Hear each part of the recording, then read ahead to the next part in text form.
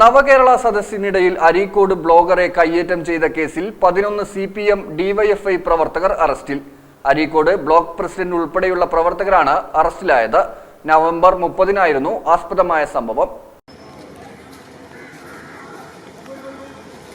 നവകേരള സദസ്സിനിടയിൽ അരീക്കോട് വ്ളോഗറെ കയ്യേറ്റം ചെയ്ത കേസിൽ 11 CPM DYFI പ്രവർത്തകർ അറസ്റ്റിൽ. അരീക്കോട് നടന്ന ഏറനാട് മണ്ഡലം നവകേരള സദസ്സിനിടയിൽ വ്ളോഗറെ കയ്യേറ്റം ചെയ്ത സംഭവത്തിൽ 11 CPM പ്രവർത്തകരെ അരീക്കോട് പോലീസ് അറസ്റ്റ് ചെയ്തു.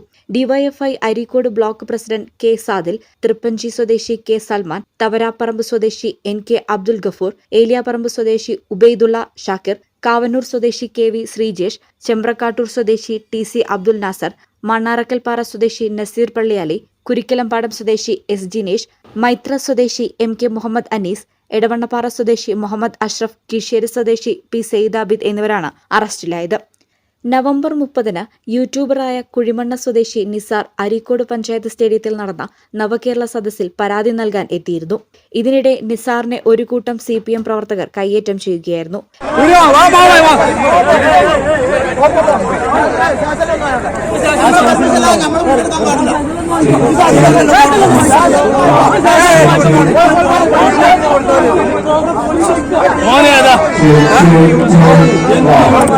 നേരത്തെ കുഴിമണ്ണ പഞ്ചായത്തിൽ കെട്ടിട പെർമിറ്റ് ഫീസ് വർധനയ്ക്കെതിരെ ഇദ്ദേഹം സമൂഹമാധ്യമങ്ങളിലൂടെ സർക്കാരിനെ വിമർശിച്ചത് വലിയ വിവാദങ്ങൾക്കിടയാവുകയും നിസാറിനെതിരെ സൈബർ ആക്രമണം ഉണ്ടാവുകയും ചെയ്തിരുന്നു. ഇതിന് പിന്നാലെ ഇദ്ദേഹം അരീക്കോട് നടന്ന ഏറനാട് മണ്ഡലം നവകേരള സദസ്സിൽ പരാതി നൽകാനെത്തിയപ്പോൾ CPM പ്രവർത്തകരും നിസാറും തമ്മിൽ നടന്ന വാക്കേറ്റം ഉന്തും തള്ളിലും ഒടുവിൽ കയ്യേറ്റത്തിലുമാണ് കലാശിച്ചത്. പരിക്കേറ്റ നിസാർ അരീക്കോട്ടെ സ്വകാര്യ ആശുപത്രിയിൽ ചികിത്സ തേടുകയും ചെയ്തിരുന്നു. ശേഷം നിസാറിന്റെ പരാതിയിൽ അരീക്കോട് പോലീസ് കേസെടുത്ത് അന്വേഷണം ആരംഭിച്ചിരുന്നു. ഇതിനിടയിലാണ് കേസിലെ 11 പ്രതികളും അരീക്കോട് പോലീസിൽ സ്വമേധയാ കീഴടങ്ങിയത്. ഇവരെ അരീക്കോട് പോലീസിന്റെ നേതൃത്വത്തിൽ മഞ്ചേരി കോടതിയിൽ ഹാജരാക്കി. അതേസമയം കയ്യേറ്റ സമയത്ത് ഏകദേശം 2 ലക്ഷം രൂപയോളം വിലയുള്ള ഫോണും മൈക്കും ഇവർ പിടിച്ചെടുത്തിരുന്നെന്നും വീഡിയോ അടക്കം പരാതി നൽകിയിട്ടും മൊബൈൽ ഫോണും മൈക്കും വാങ്ങിച്ചു തരാൻ അരീക്കോട് പോലീസ് തയ്യാറായിട്ടില്ലെന്നും യൂട്യൂബർ വ്യക്തമാക്കി.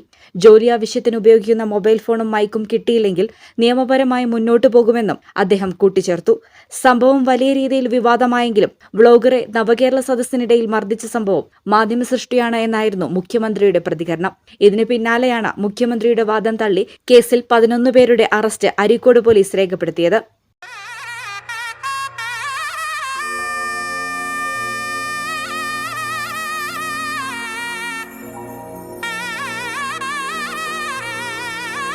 ഇനി ഓരോ മാംഗല്യവും മംഗളമാകട്ടെ.